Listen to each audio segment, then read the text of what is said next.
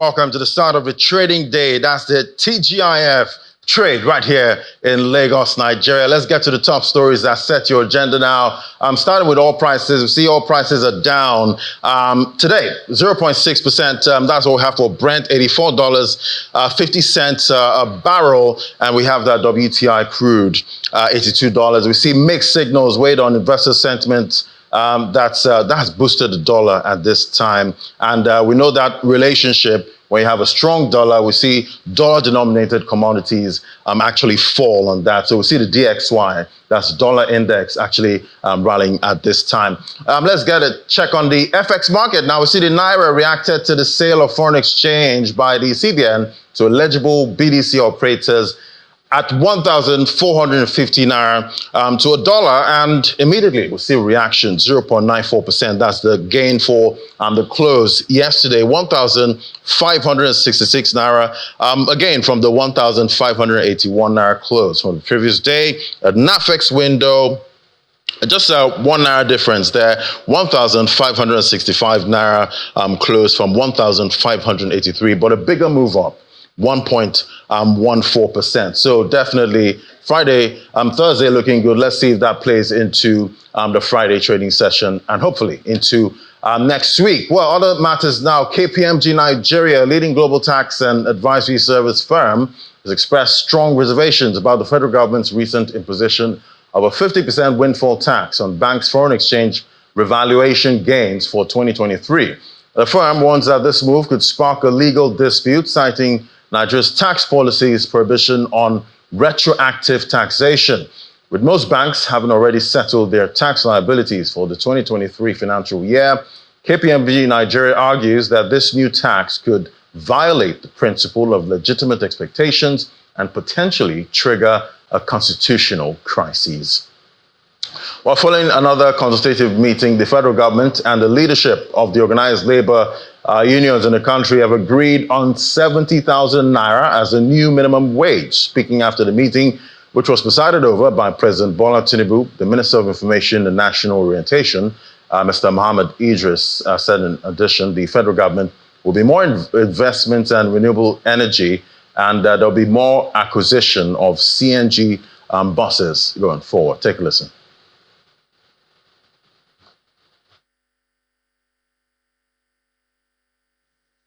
And the organized labor have agreed on an increase on the 62,000 Naira minimum wage. The new national minimum wage that we expect Mr. President to submit to the National Assembly for legislation is 70,000 Naira. But that is not all. There is also a boost, like Mr. President has assured, in ensuring that massive investment is going to be made in the area of infrastructure. There is also a deepening of the investment of the federal government in renewable energy. More money is going to go into the acquisition of more buses, the CNG buses. Nigeria is going to be more CNG compliant, according to the president. We are moving in this transition to renewable. We are taking this with mixed feeling because of the situation of the economy, but we have to move ahead. Despite the situation, and the negotiation can linger, coming from 62 to 70, and then with the promise that we'll come back soon to negotiate it. We are taking it back to our constituency. With also the caveat that this is going to be done every 3 years. 3 years. The next review will be 3 years. And after that pronouncement, we from Labour, just has been said that, well, we have received what the president has promised from both ends. All right, so finally, we have consensus on the minimum wage figure. It's 70,000 Naira. We're waiting approval, definitely from the Senate at this time. But let's get an outlook for the macros. Joining us for this is Dr. Afolabi Oluwokere. He's a chief economist, analyst, and data services and resources. Joining me via Zoom. Great to have you on the show. Good morning, Ladi. Good morning. Good morning to our viewers. So I guess we should be excited, I think, at this time. But going by the exchange rate, with the minimum wage in dollar terms, I think we're about $44 going by the exchange rate close for the official window. That's about $44 in dollar terms. So we see it's rising in naira terms, but still reducing when converted to dollars. So we moved from about $64 in Obasanjo's government, $120 in President Goodluck Jonathan's government. That's if you go by that exchange rate. Then $60 in President Buhari's tenure, and now we're at about $44. So currency devaluation seems to be hurting the average worker, so much. How are you seeing this? Yes, so yeah, you're right. I think the first thing is that we are happy. There is an agreement already. I mean, that's something very important for us to celebrate. Labor is an important aspect of the production process. So if labor is not happy, if labor is on strike, I mean, a lot of things will be on strike in the country. So we are happy that they finally, even though there was a wide margin starting from about 600. I'm so sorry, I have to interrupt you right now. Just hold your thoughts.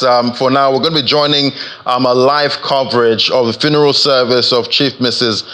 Florence Morenike Saraki. That's going to be going on our DSTV, but other platforms we're still going to be on right here. That's talking about Business Morning on Sunrise Day. So I'm so sorry to interrupt you, Dr. Oluwakere, so you can continue with your thoughts now. Okay, so we'll celebrate. I mean, even though we know it was a wide margin, 600, 400, 250, now 62, then 70,000. So that is very important for us that Labour finally agrees to something. And that's also what is also important is that the federal government now says we are going to do this more often. We are going to invest in CNG. We are going to look at factors that are also increasing cost of living and try to bring them down. And I think this are some of the reasons why Labour tried to agree with what the federal government is also trying to understand the current situation that the country is. So you are right. If you look at it in dollar terms, it's actually falling. So what does that tell us? Two things are majorly the problem: inflation and exchange rates. Both of them are not mutually exclusive. There is a direct relationship between the two of them, especially over the long run. If you have high inflation environment, you are going to have a depreciating currency. So going forward, it will be very important for us to be able to rein in inflation and also to some extent be able to do something about exchange rate. There are different arguments that we need a depreciating currency so that we can export more. That's very important in economics. But also, from our understanding in the country, we also know that depreciation of the currency also harms labor. As you said, there was a time when our minimum wage was close to about we are at $25, we moved to $53, we moved to $116. In 2018, we moved to $98. Before this, we already moved to about $20. Now we are back to $44. So what is important is that depreciation of the currency is harming labor or harming the purchasing power of people in the country, and something has to be done on that. I mean, government should do something about the currency that is actually depreciated. But it's better than nothing, right? So if you are saying we are in 44, it is falling, but we are actually in 20 about yesterday until they agree. So from 20 to $44, that will say something for now. But going forward, as I said, we need to start talking about what are the things that are increasing the cost of living to an average Nigerian. If it is energy, if it is power, if it is transportation, if it is cost of food, what can we do about them such that labor doesn't have to spend a lot of money on this, then they have money to spend on other things in life that can improve the welfare of the citizens. Purchasing power of people will fall when prices are rising, when currencies are depreciating, and when the value of the money they are earning is low. Now that we have increased it, we also need to do something about inflation, right, so that we don't start having high inflation environment and depreciating currency. Now, we've also, heard from some experts saying that, obviously minimum wage increase would also lead to an increase a further increase in inflation. So I'm wondering, are we compounding the issues now for the central bank at this point. But we have a comparison with the minimum wage and PMS per liter at this time. How much per liter of PMS can the minimum wage purchase? We have that from StatisCents at this time. In 1999, you could get about 150 liters for 3,000 naira. And coming all the way to 2024, we have 70,000 naira, and that can get you about 93 liters of PMS. So looking at the economy at this point, it should be easy for the economy to absorb a 70K minimum wage, don't you think? Yeah, so I think the economy can absorb it. If we want to argue that the economy may not be able to absorb it, it's like saying that wages should not be increased. And I'm sure no labor will agree with us on that argument. You know, economics is very important, but we also have to consider the social aspect of life of people. Definitely, increasing wage rates will have some inflationary impact. The evidence has always been that it will increase inflation to some extent. After several months, some months, inflation rates will come back a bit, but may not come back to the level at which they start. So let's just take an example. Let's assume the current inflation rate is 34%. Increasing wage rates will probably take it to about, all other things being equal, because central bank is also trying to do a lot of things to reduce inflation, and they are also government is trying to bring in good importation. Those are different impacts, so that those one can also moderate inflation. But let's assume all other things being equal, that inflation is 34%. Increasing minimum wage may probably take it to about 36, 37%. But after about 4 or 5 months, you can then be back to not 34%, but 35%. So what does that mean? If you have this kind of injection, it takes prices up because people have a lot of money and they start consuming more than they used to consume. Prices can then go up, especially for manufacturers who are not able to increase their prices because some of the things they were selling were not essential commodities or things that people buy as their income are challenged. So inflation will definitely rise a bit, but it will definitely also come back down, especially if you also look at other factors that are coming at it. And another thing is that you don't just take the price of a commodity like petrol or how much a coke is sold for, how much they are selling Apple to determine the welfare of people. The reason is that it has to be a basket of commodity that people consume. And also, not only basket, because people substitute from, if prices of fish go up, they substitute to meat. The price of meat go up, they substitute to other alternatives. So there are always substitution the way consumers allocate their expenditure and spend. Right, and talking about that basket, I'm pretty sure that basket would have seen a lot of changes if we're actually using the basket, but it's quite interesting how things have changed. The 3,000 naira minimum wage in 1999 could actually get you 150 liters of PMS. Fast forward up to 2024, and it's just 93 liters, even at 70,000. Now, that's data from StatisCents there, but there's also debt. At this point, we got the data there. We see external debt sitting at 56 trillion. Domestic debt, 65.65 trillion. Total debt at Q1, that was about 121 trillion naira. And definitely, we see debts rising, at this point. How much would this add to our debt level, getting minimum wage to 70,000 naira? That's a big question. But ideally, we are not supposed to be borrowing for consumption. Ideally, even though sometimes we can't run away from that fact. So let's look at what we currently do. Before now, we probably will have a deficit of about 5 trillion.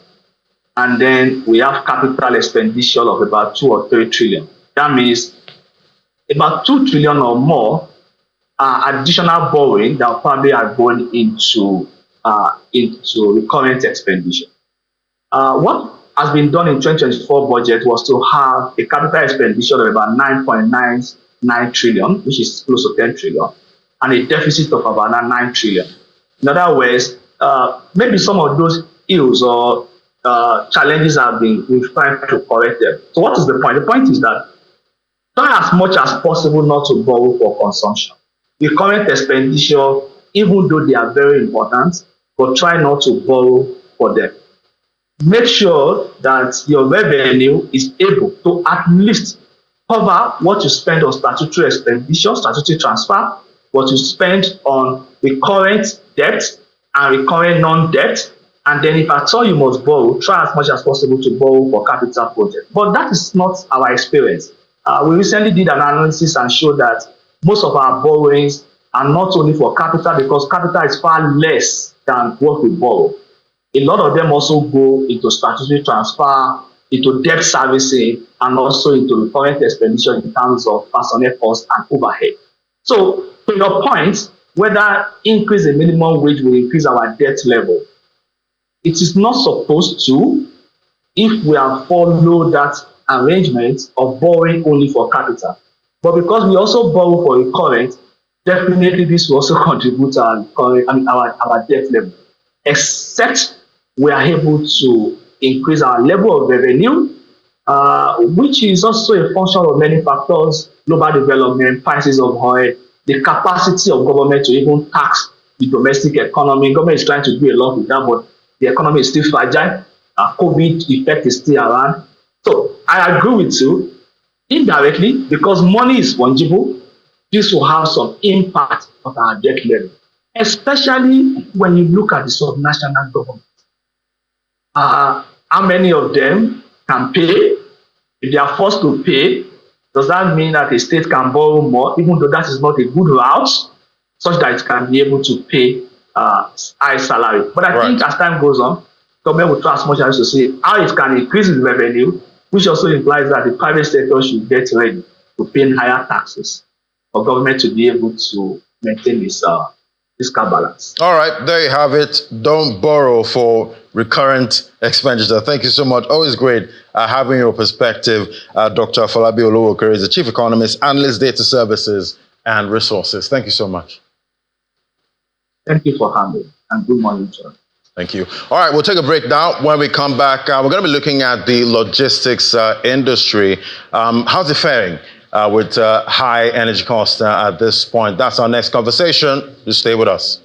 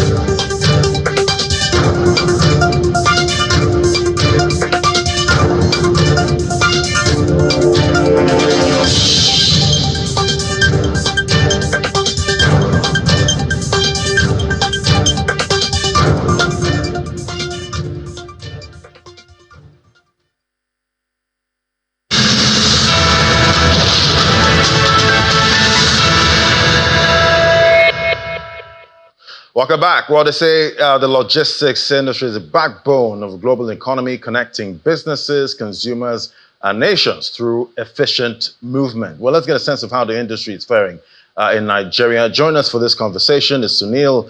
Sunil Natraj, CEO, Jumia Nigeria, joining me right here in the studio. Great to have you. Hi, thank you for having me. Fantastic. So before we get into the industry, I know this issue would also impact your industry. And now we have consensus when it comes to the minimum wage. Yep. And it's 70,000 naira.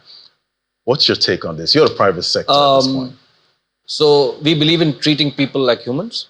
And we are very proud to say that we were already far ahead of this before this even came into place. For us, it is making sure it's not minimum wage, it's treating people the right way. For the work they do, and we've been doing it already before this was implemented. Yeah, definitely key word there, treating people like human beings at this point. All right, let's look at the industry right now. We've seen, rising energy costs, and there are also some barriers, when it comes to the free flow, of logistics in Nigeria. Talk to me about how, you're navigating, this industry, getting goods to the consumers. We are in the business of aggregating and distributing. That's what we do. We are a marketplace. So when I say we are aggregating, we get we bring in stuff from a lot of people, a lot of retailers across the country, right, and also others from across the globe, and we distribute it to various consumers across Nigeria. So we are in the business of aggregating and distributing. What we have done, you would have recently read in the news that we have aggregated all our warehouses into one integrated large warehouse, which allows us to control our operations better. It allows us to reach consumers faster. We inform consumers that certain products which are labeled Jumia Express are directly in our warehouse, and we can get it to you very quickly in the shortest possible time. And we also said that there's a function of distribution. How do you get it to the consumer? So we are also innovating on that side. So we have pickup stations where consumers can go and pick up their products from the pickup stations, which are scattered all around Nigeria, and they can do it so at their own time. And it's easier to get it when you are distributing. It's easier to get it a large number of packages to one place, which is a pickup station, and the consumers find it convenient. So we don't have to sit and identify each person located in different parts. So especially in upcountry Nigeria, it helps to plan their day and their lives, and it's faster as well. So. Well, I remember a time, when we're talking about the e-commerce business. It used to be referred to as a really, really hot, sector, hot business. How is it looking, right now? I think as a country, given the macroeconomic headwinds that we are facing, we are looking, every kobo is even costlier than the last one, right? And at a functional level, we are a retail discontinuity. When I say retail discontinuity, we are seen as providing good prices to consumers at all points in time. So with the rising inflation that we are talking about right now, I expect that there should be very strong growth for us, because we already have that share of mind of providing good value to consumers. Right, definitely. And I can imagine, how difficult it is, when the macro headwinds, we see they keep, rising, at this time. But talk to me about adaptation, Right. at this point. How are, companies adapting, in this industry, knowing fully well that there's still some, regulatory hurdles, at this Right. point. You hear some of these logistics bikes complain about having to get maybe Ogun State permits, Lagos State permits all over the place. How's that looking? So that's a part of the business that need regulatory reform, which will probably take a bit of more time. But as we said, it's about keeping your promises, right? When we say timely delivery, it means first making the right promise to people to which you will adhere to. So we are an honest company. We tell you 2 days, we'll do it in 2 days. We tell you 1 day, we'll do it in 1 day. That's something we take great pride in, right? And this is true for every city in Nigeria where we deliver to, right? We stick to our promises. Okay, so first is defining that. Second is defining which cities we can deliver to, where we are keeping our promises, right? So we have a typical hub and spoke model, or imagine Nigeria as a body. You have your arteries and you have your capillaries. So we have arterial roads which we connect different cities, and we make sure that we are addressing all consumers on those arterial roads, and also capillary roads where we can get it in the right possible time. And we just spoke about pickup stations, which is enabling consumers to plan their lives accordingly. I spoke about Jumia Express, which is stock which is already in our warehouse, which is faster to the consumer. All this put together, is a way for us to adapt to this situations. Right. So you get your bikes impounded at this time. So talk to me about the growth potential of this industry in Nigeria. That's talking about the logistics industry. So I'll talk about the e-commerce industry first. Yes. Right. Because if e-commerce grows, logistics will grow. It's consequential, right? Right. So we just spoke about how inflation is impacting consumers. We are talking about convenience. We lead busy lives. We want to plan minimize trips to various places so that we are able to purchase the things we want in a convenient manner. We want different things. We want a larger assortment of things. Physical stores are limited by the assortment they can carry. We aren't limited. We have everything in your hand, as you can see. So that explodes the limits of what you can buy. As I said, inflation is going to make you want to save every kobo that you can. So it's going to ensure that the industry grows rapidly, right? The number is in the air, but the point is that there is a huge potential, and thereby whatever rate you're going to have the e-commerce industry growing, a significant chunk will also come in the logistics space. Right, and definitely we keep watching out and tracking, the sector, because it's a lifesaver. When you look at the logistics guys, I can imagine having to go pick up, my packages myself. I'm a very busy guy. So those guys are really, they're lifesavers, at this point. It was great having your perspective, Mrs. Sunil Natra, the CEO of Jumia Nigeria. Thank you very much. Thank you for having me. Take care. Have a lovely day. You too. All right, so let's get a check. We see the market yesterday, that's the local boss, closed in the green. The all-share index increased by about 47 basis points, 100,000, still holding that 100,000 level for the all-share index. That we see 262 billion that was added to the market cap yesterday. Let's look at the trading activity now. We see volume value compared to the previous trading day much lower, but deals are up 9,103. That's 9,013 deals as we had for yesterday. Let's look at the sectoral performance, and we see financial services again taking a blow. Intraday analysis yesterday, we saw the banking counter was already reacting to that news about 50% tax on FX gains by most of these banks. So it closed today down 2.3%. Insurance also took a beating there, 2.4% down. Consumer goods marginal rise, 0.01. Industrial goods marginal and 0.2%. More convincing rise there from the oil and gas counter. Well, that's it from me on Business Morning. We'll get a closing summary later on today for the market and also for the FX market. Watch our ticker to get most of those closes. Thank you for watching. I'm Laddie Williams. I hand things back over to the Sunrise Daily team.